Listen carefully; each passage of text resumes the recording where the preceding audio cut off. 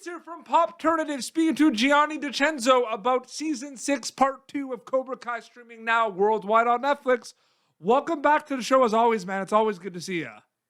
Dude, thank you so much. Yeah, this is a heavy season, so let's get into it. Track of how many times you've been on this show at this point. I think you're up there leaderboard-wise.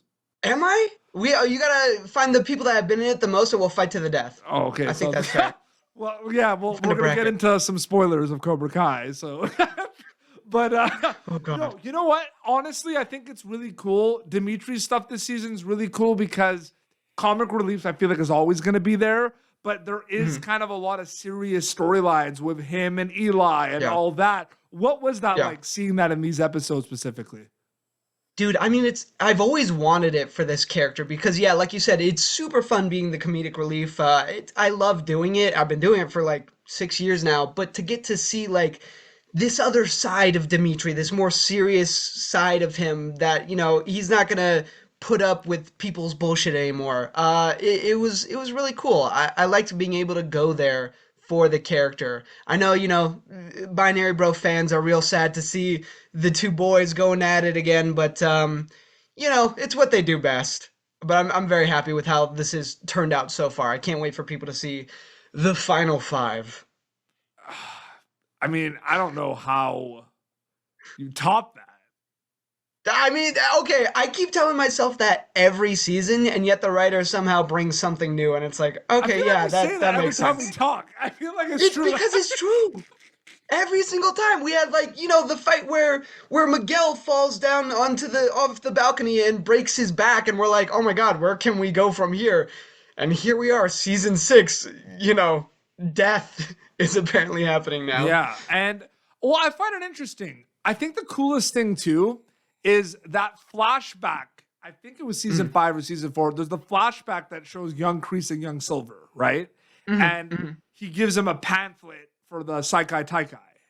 And when we saw that, I got excited as a fan because that means that there was a good chance that we were going to maybe see the Sekai Taikai in Cobra Kai, right? So what was it like, now that we could talk about it, what was that like filming the tournament, man? Like, what was that like for you specifically?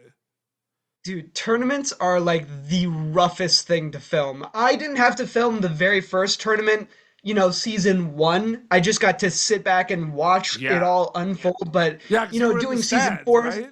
Yeah, I was just in the stands. I got to sit there. I hid snacks back there. I was hanging out with Hannah, who plays Moon. We were just chilling. It was great.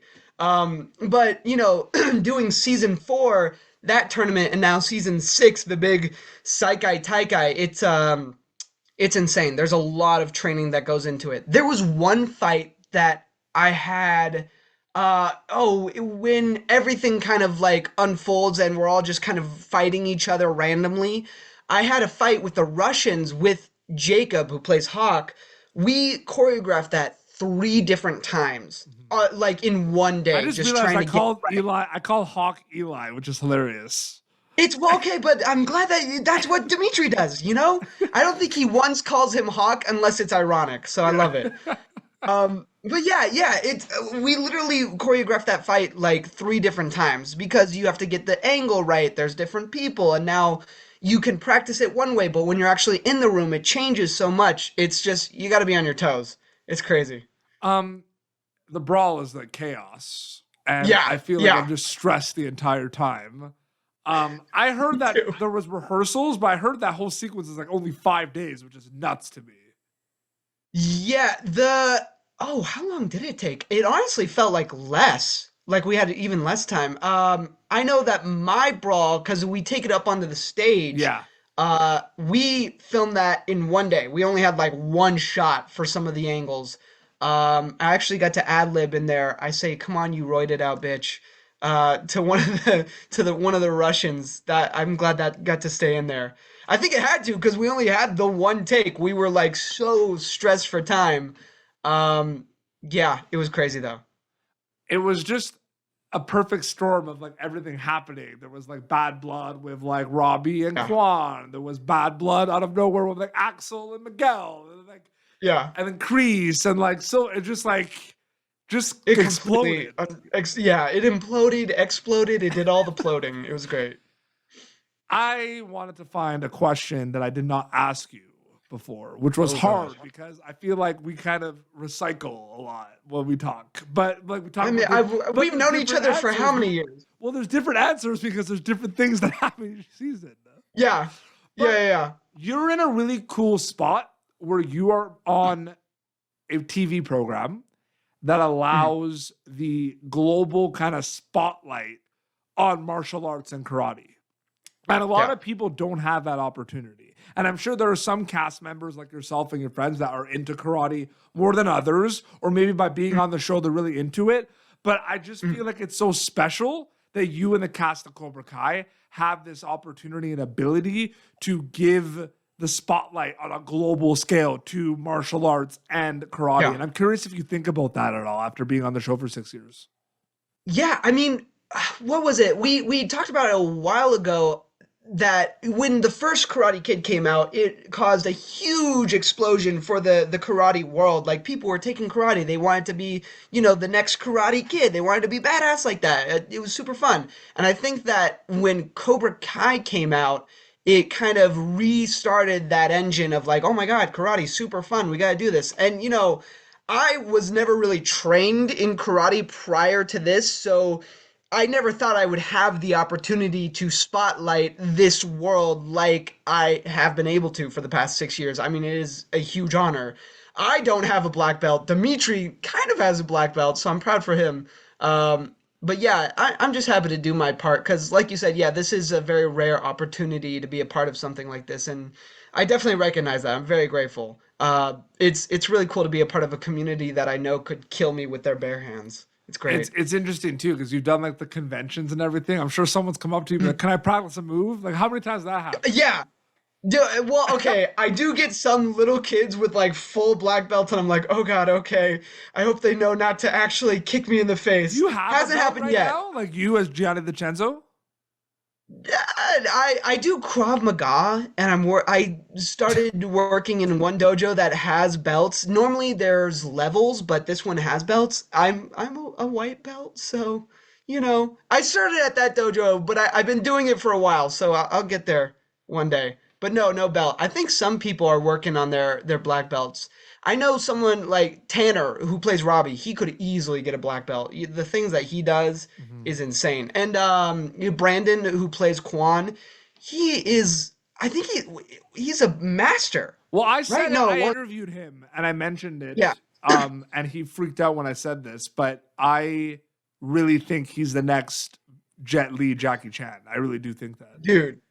I think you're right. He was doing things that like the stunt people couldn't Because you know how replicate. it is, it was like Jackie Chan, Jet Li, Bruce Lee. There was like the acting and the martial arts, right?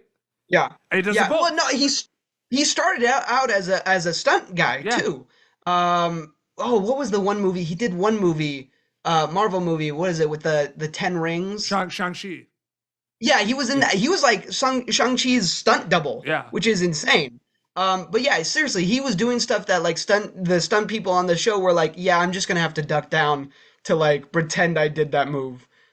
He's crazy. But speaking of Quan, spoiler alert, this is going to be out plenty of times. I think we're going to, what are we going to say? We give people 4 days till the 15th, maybe put this out November 19th. I think that's enough.